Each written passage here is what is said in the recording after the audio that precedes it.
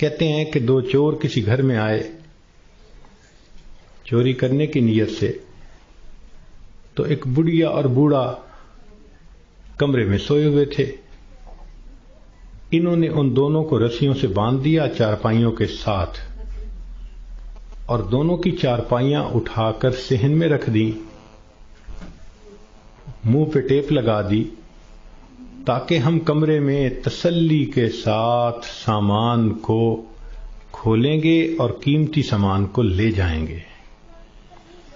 جیسے میاں بیوی کی چارپائیاں انہوں نے صحن میں رکھیں، یہ کمرے کے اندر گئے کہ ہم چوری کرتے ہیں، اچانک کمرے کی چھت گری اور یہ دونوں چور دب کر مر گئے۔ محلے والے آ گئے، شور ہوا تھا۔ اب وہ حیران کہ میاں بیوی تو رسیوں سے بندھے ہوئے ہیں۔ ان سے پوچھا بھئی تمہیں باہر کس نے نکالا؟ ان کہا ہمیں تو پتہ نہیں، ہم تو اندر سوئے ہوئے تھے۔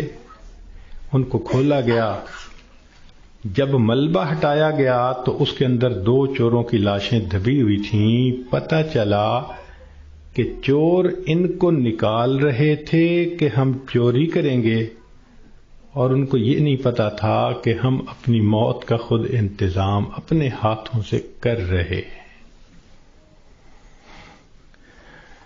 تو انسان کئی مرتبہ موت سے دور بھاگتا ہے اور حقیقت میں وہ موت کے قریب سے قریب تر ہو رہا ہوتا ہے۔ اس لیے ہمیں چاہیے کہ ہم موت کی تیاری کریں۔ مہلت ہر ایک کو ملی ہے، کسی کو کم کسی کو زیادہ۔